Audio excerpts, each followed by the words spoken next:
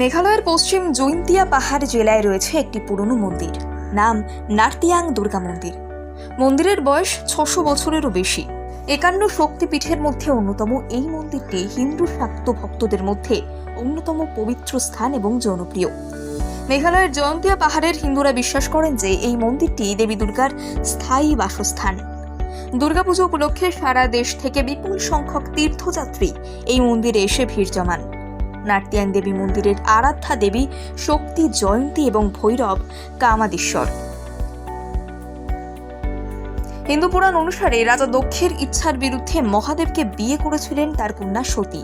মহাদেবের ওপর প্রতিশোধ নেওয়ার জন্য দক্ষ রাজা বৃহস্পতি নামের একটি যজ্ঞের আয়োজন করেছিলেন। যজ্ঞে সতী কিংবা মহাদেব কাউকেই আমন্ত্রণ জানাননি দক্ষ। মহাদেবের অনিচ্ছা সত্ত্বেও সতী বাবার আয়োজিত যজ্ঞানুষ্ঠানে যান। সেখানে দক্ষ মহাদেবকে অপমান করেন। স্বামীর অপমান সহ্য করতে না পেরে সতীর দেহত্যাগ করেন।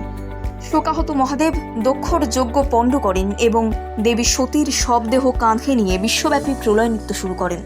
তার তাণ্ডব বন্ধ করতে অন্যান্য দেবতাদের অনুরোধে বিষ্ণুদেব তার সুদর্শন চক্র দিয়ে সতীর মৃতদেহ ছেদন করেন।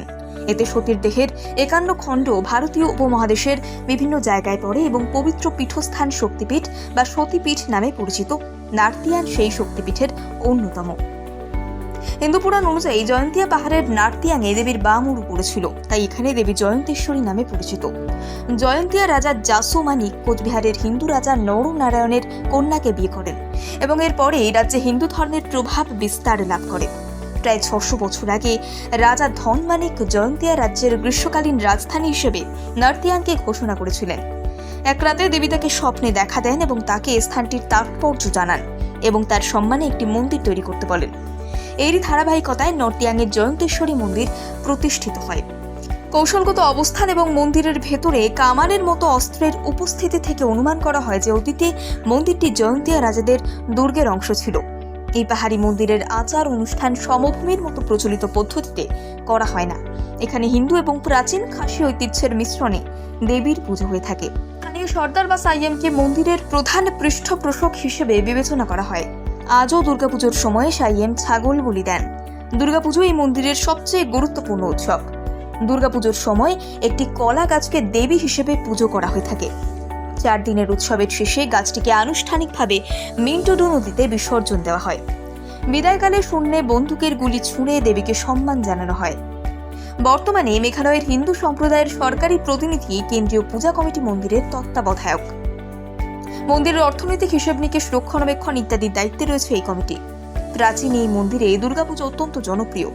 বাংলার সংস্কৃতি এবং খাসি জয়ন্তিয়া পাহাড়ের সংমিশ্রণে শারদীয় দুর্গাপুজো হয় এখানে। দেবী মূর্তির পরিবর্তে খাসি প্রথা মেনে গাঁদা ফুল দিয়ে সজ্জিত একটি কলার কাণ্ডে মা দুর্গার চিত্র তৈরি হয়, সেটি আরাধ্যা। মন্দিরের কাছাকাছি একটি শিব মন্দির আছে। সেখানে রয়েছে একটি প্রাচীন কামানের অবশেষ। বর্তমানে এই মন্দিরের পাশে একটি হিন্দু মন্দির রয়েছে। সেখানে জয়ন্তিয়াপুর থেকে আগত আদি পুরোহিতদের সরাসরি বংশধরেরা পুজোর অনুশীলন করেন। কিভাবে যাবেন এখানে? বিমানপথে যেতে হলে মেঘালয়ের রাজধানী শিলং থেকে প্রায় 30 কিলোমিটার দূরে রয়েছে উমরই বিমানবন্দর।